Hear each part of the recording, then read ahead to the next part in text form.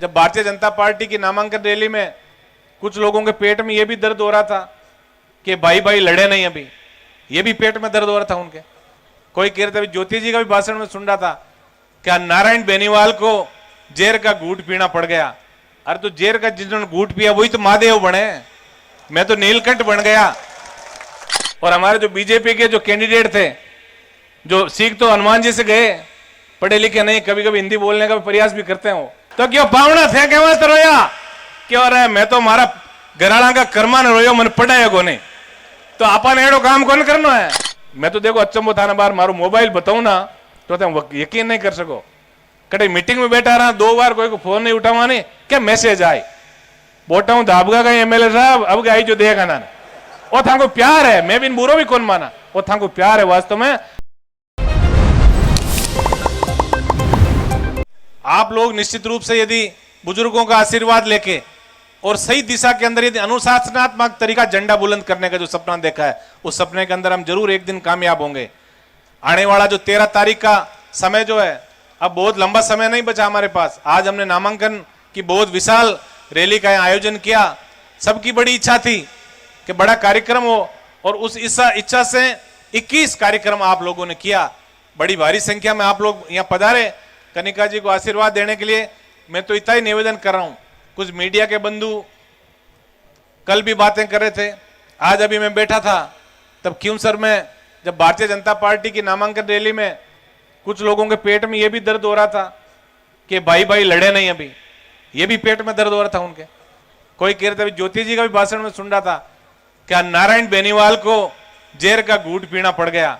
अरे तो जेर का जिन्होंने घूट पिया वही तो महादेव बने, मैं तो नीलकंठ बन गया। मैं हमेशा एक बात कहता हूं कि मैं बड़ा सौभाग्यशाली व्यक्ति हूं, और मैं ही नहीं आप सब सौभाग्यशाली व्यक्ति हैं कि हमें ऐसे कप्तान का सिपाही बनने का मौका मिला जिसने काजल की कोठरी में रह के और काला दाग अपनी जिंदगी में नहीं लगने दिया। मैं हनुमान बेनीवाल का वो सिपाही हूं। मैं यदि हनुमान बेनीवाल भी मेरी तरह कभी सोच लेते, फिर मीडिया के बंधु मुझे पूछ रहे थे बार बार कुरेद रहे थे वो कि इस बार आपको उम्मीदवार नहीं उतारा, कनिका जी को उतार दिया। मैं कह रहा हूं क्यों सर, मैं न कभी नारायण बेनीवाल ने चुनाव लड़ा, ना कभी कनिका बेनीवाल चुनाव लड़ेगी, यहां तो सिर्फ और सिर्फ हनुमान बेनीवाल की विचारधारा चुनाव लड़ेगी।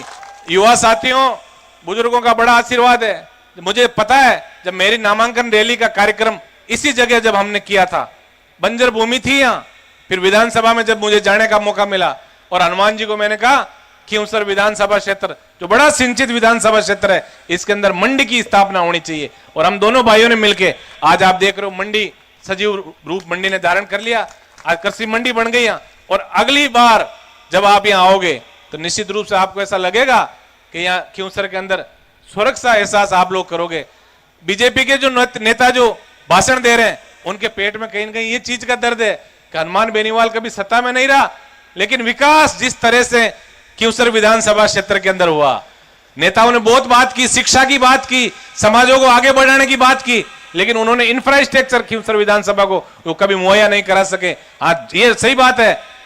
अभी एक पूर्व मंत्री जी भी भाषण दे रहे थे, अभी वर्तमान मंत्री जी भी भाषण दे रहे थे, कह रहे हनुमान बेनीवाल जी और उनके भाई ने क्यूसर के अंदर विकास नहीं किया। बिल्कुल सही बात है, क्योंकि जैसी दृष्टि होती है वैसी सृष्टि नजर आती है उसको।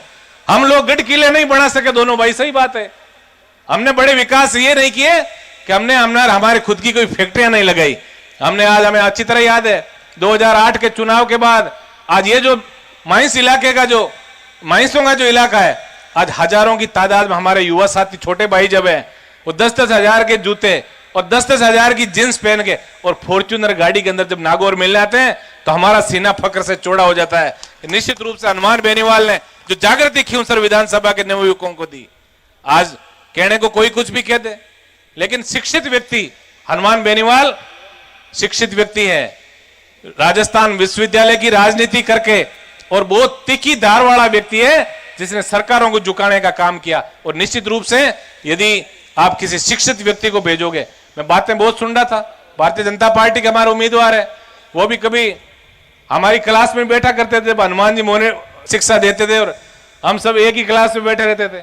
आज वो हमसे अलग हो गए, बड़ी बड़ी बातें शुरू कर दी, लेकिन मैं इतना निवेदन आप सबसे करूंगा, सही बात है। अब कहने को क्या है, ज्योति जी कह रहे हैं कि विधानसभा में नाच बहुत करेंगे। अरे विधानसभा नाचने के लिए नहीं होती भाई। अभी मेघ सिंह जी कह रहे थे ना कि नाचने में ही नाच लाट है। विधानसभा जहां देश प्रदेश की रीति नीति बनती है, अंग्रेजी में लंबे लंबे गजट नोटिफिकेशन आते हैं। एक बार मैं, शिक्षा का बहुत बड़ा महत्व है राजनीति के अंदर, और राजनीति नहीं सृष्टि के अंदर भी शिक्षा का बहुत बड़ा महत्व है। एक बार कई फौजी साहब थे और उनके बुजुर्ग दादी जी घर पे बैठे थे, और हमारे जो बीजेपी के जो कैंडिडेट थे, जो सीख तो हनुमान जी से गए, पढ़े लिखे नहीं, कभी कभी हिंदी बोलने का प्रयास भी करते हैं वो, वैसे ही बयान का कोई पावना जगह घर गया परा आगे दादी जी माचा मात बैठा और अनु पावना को आणो और अनु एक कागज आणो डाकिया को, तो के पावना पढ़ो एक महीने कहीं लिखूड़ो क्यों धोड़ा फट गम जड़ नाकूड़ो जन सोचियो पावना पढ़िया लिखा उला। जो ये लेटर खोलियो और बिना दे के हम और रोवे आंखें हम आंसू पड़न डूगा। अब पावना रोया तो दादी जी ले हगड़ा परिवार वाले ला रोंग डूगा कि कहीं अनोनी घटना हुई।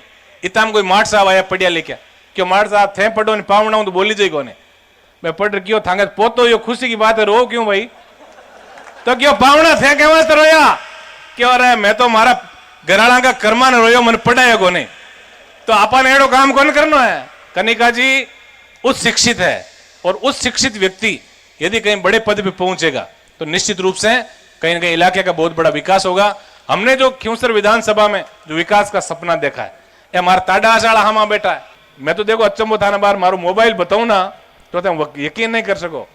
कटे मीटिंग में बैठा रहा 2 बार कोई को फोन नहीं उठावा नहीं क्या मैसेज आए बोटा हूं दाबगा का एमएलए साहब अब आई जो देगा ना वो थाको प्यार है। मैं भी बुरो भी कौन माना, वो थाको प्यार है वास्तव में कि खिंवसर का लोग इतना जागरूक हुआ हो और आ मतलब जगी एक भाइयों के प्रति जो प्रेम हुए कि यार भाई मारो काम नहीं काटी तो कौन काटी, आ चीज जगी थाकी है। आ चीज मानो वास्तव में बहुत पसंद आई और मैं ईमानदारी हूं पूरा प्रयास करियो कि रात और दिन जाग और जको आदमी हनुमान बेनीवाल आप सब लोगों का आंखियां आंसू पहुंचने को हमेशा काम करे।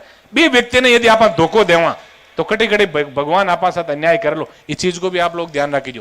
अब के महिला सशक्तिकरण को मुद्दों जो है वो आप खिंवसर का लोग बड़ा सौभाग्यशाली कि महिला सशक्तिकरण की बात भी आप खिंवसर विधानसभा क्षेत्र शुरू हुई है।